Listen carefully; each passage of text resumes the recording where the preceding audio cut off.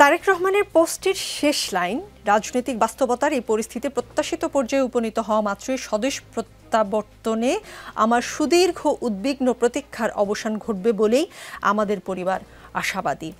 রাজনৈতিক পরিস্থিতি কি বিএনপির অনুকূলে নেই? যদি নাই থাকে, সেটা কারা নিয়ন্ত্রণ করছে? আপনাকে অসংখ্য ধন্যবাদ।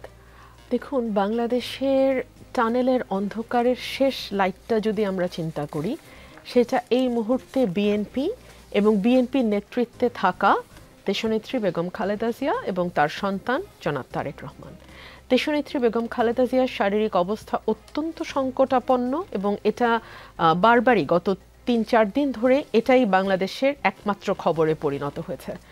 এবং যেহেতু দলের দায়িত্ব ২০১৮ সাল থেকে এখন পর্যন্ত ২৫-এর শেষ পর্যন্ত জনাব তারেক রহমানের হাতেই আছে, সুতরাং যারা চায় না যে বাংলাদেশটা একটা স্থিতিশীলতার দিকে যাক, যারা চায় না বাংলাদেশে গণতান্ত্রিক উত্তরণ ঘটুক, যারা চায় না বাংলাদেশে একটি নির্বাচিত সরকার আসুক, যারা চায় না বাংলাদেশের রাজনীতি যেই গণতান্ত্রিক পথযাত্রা শুরু করেছিল ৯০-এর দশকে, হোঁচট খেয়েছে ডেফিনেটলি, কিন্তু সেখান থেকে আবার উঠে দাঁড়াক, এবং যারা চায় বাংলাদেশটি আফগানিস্তান বা অন্যান্য রাষ্ট্রের মতো ব্যর্থ রাষ্ট্রে পরিণত হোক, তাদের জন্য এখন সবচেয়ে বড় বাধা হচ্ছেন জনাব তারেক রহমান।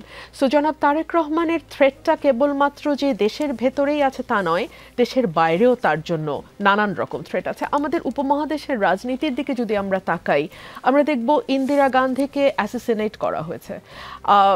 তার পুত্র রাজীব গান্ধী যখন নির্বাচনের আগে তিনি যখন একটা জনসভায় পথসভায় যাচ্ছিলেন, তাকে বারবার নিষেধ করা সত্ত্বেও তাকে মালা পরাতে বা প্রণাম করতে যেই নারী চাচ্ছিলেন তাকে তিনি আসতে দেন, এবং তার ফলশ্রুতি আমরা দেখেছি তাকে হারাতে হয়েছে ভারতের রাজনীতি থেকে।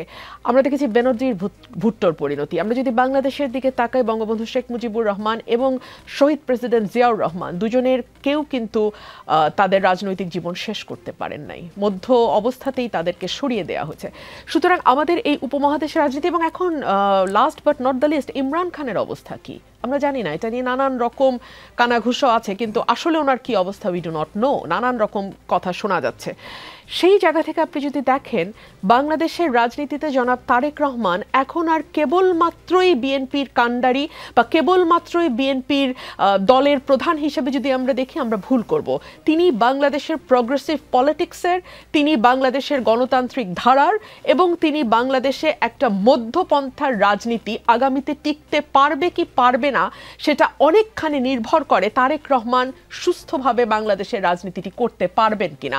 সুতরাং তার দেশে ফিরে আসবার প্রশ্নটি কেবলমাত্র তার একক ব্যক্তিগত সিদ্ধান্ত কিংবা তার ভীষণ রকম অসুস্থ স্বাস্থ্য সংকটে থাকা মায়ের পাশে তার দাঁড়ানোর চেয়ে অনেক বড় প্রশ্ন হয়ে দেখা দিয়েছে বাংলাদেশের রাজনীতির গতি প্রকৃতি, এবং সেই সঙ্গে বাংলাদেশের মানুষের ভাগ্য, বাংলাদেশের ভাগ্য কোন দিকে যাবে সেটার সঙ্গে তার ফেরা না ফেরার একটা ওতপ্রোত সম্পর্ক আছে।